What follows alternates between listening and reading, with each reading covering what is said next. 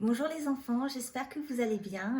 La séance d'aujourd'hui va concerner la dynamique des zones de convergence et plus particulièrement au niveau des zones de collision.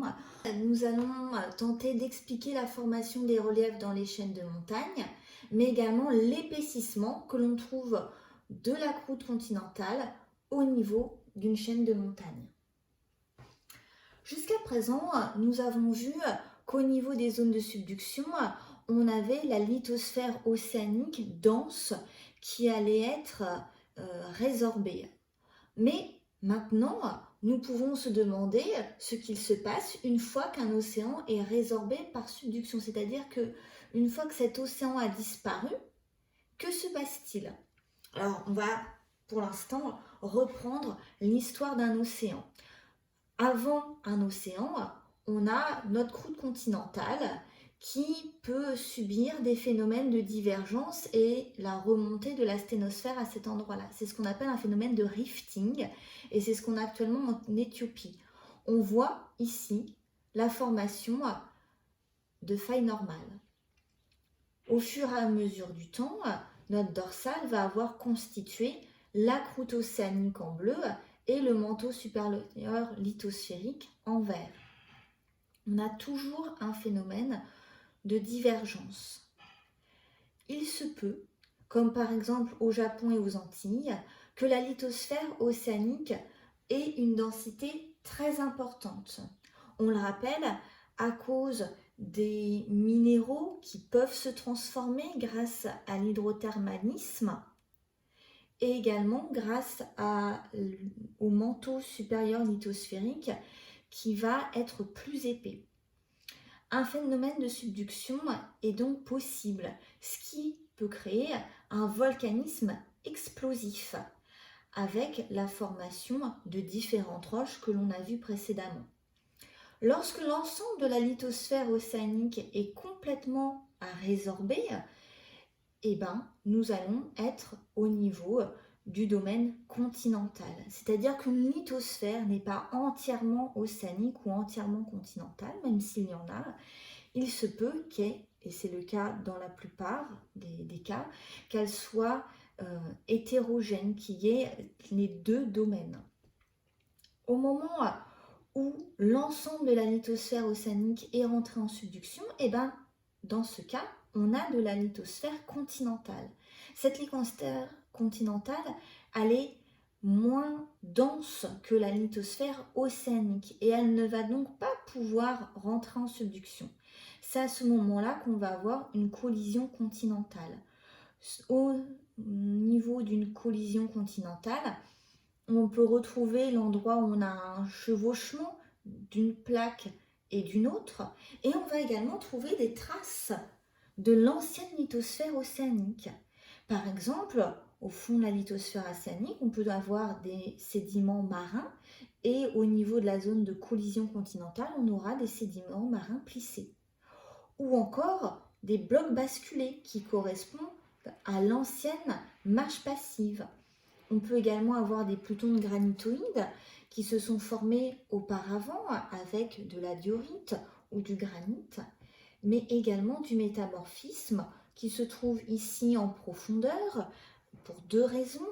Soit c'est le métamorphisme qu'on a vu auparavant avec la formation des différents minéraux qui sont créés grâce au métamorphisme hydrothermal, ou puisque le métamorphisme, c'est l'ensemble des transformations que subit des minéraux à l'état solide, grâce au processus de réchauffement, ici, grâce au frottement, on va avoir la formation de nouveaux minéraux. La racine crustale, c'est un épaississement de la croûte qu'on reverra plus tard au niveau du diaporama. On va ici essayer de voir les déformations au niveau des chaînes de montagne et comment ces déformations caractérisent-elles la collision des lithosphères continentales, c'est-à-dire quels sont les indices lorsqu'on fait une balade qui permettent de démontrer que nous sommes au niveau d'une zone de collision. Alors par exemple ici, on a la formation d'une structure qui s'appelle le chapeau de gendarme dans le Jura, donc dans l'est de la France. On vous dit que le chapeau de gendarme est un relief proche de la commune de Septmoncel dans le Jura. Il y a 130 millions d'années, on a des sédiments calcaires, donc roches sédimentaires, et marneux, pareil, des sédiments qui se sont déposés au fond d'une mer tropicale. C'est-à-dire qu'il y a 130 millions d'années, dans le Jura, nous étions en présence d'une mer tropicale. Ces couches horizontales ont ensuite été plissées par la formation des Alpes il y a 20 millions d'années sous l'effet d'une force de compression. Donc les forces de compression notées là et là vont former des plis et donc les sédiments qui se sont déposés, d'abord les sédiments bleu foncé, puis bleu clair, puis vert, vont avoir subi un plissement sans fracturation. On a donc un épaississement vertical et un raccourcissement horizontal. Deuxième structure ici, une faille. Cette faille ici, elle est remarquable, on vous dit, elle a été photographiée dans un talus fraîchement taillé pour la construction d'une route. Le bloc situé au-dessus du plan de faille, à droite, est venu surmonter le bloc situé en dessous à gauche, inversant l'ordre normal des couches. Il s'agit d'une faille inverse. Ce que je vais vous demander ici, c'est sur l'image d'essayer de retrouver où est la faille, où est le bloc situé au-dessus du plan de faille et où est situé le bloc en dessous du plan de faille. Vous avez, si vous le désirez, le schéma pour vous aider. Ici, on a la faille qui a été reconstituée ici grâce au modèle tectodidacte où on a différentes couches de plâtre, qui ont été superposées et un mouvement de compression. Vous voyez qu'il y a un raccourcissement des différentes couches qui sont représentées, mais également un épaississement ici, ce qu'on retrouve là, un raccourcissement horizontal, un épaississement vertical. Ici, j'ai reconstitué la couche qui était à l'origine horizontale et j'ai noté ici et là les différents mouvements qu'ont subis ces couches.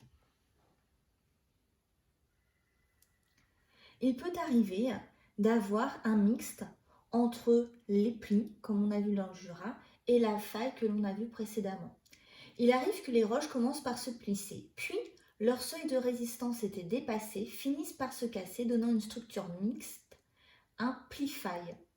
Du coup, ici, on voit deux plis et la résistance de la roche a eu ses limites et on voit une faille ici, que j'ai remise là.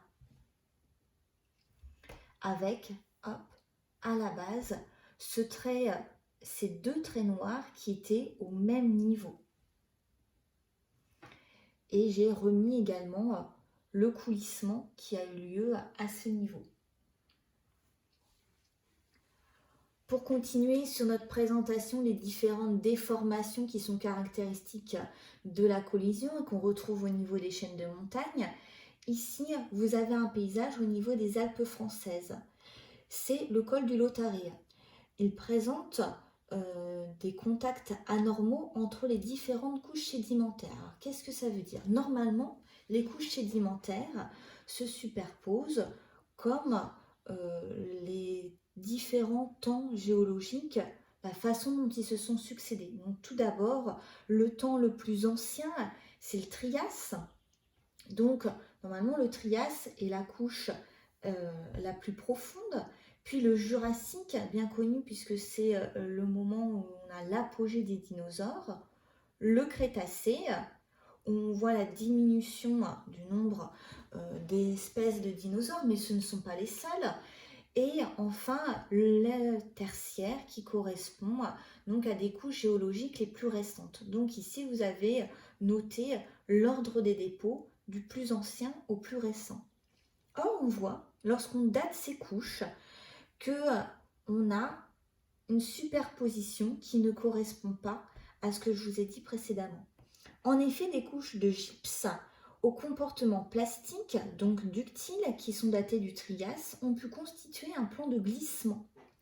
On a des contraintes tectoniques de compression qui provoquent alors des glissements horizontaux de grande ampleur, plusieurs kilomètres ou dizaines de kilomètres.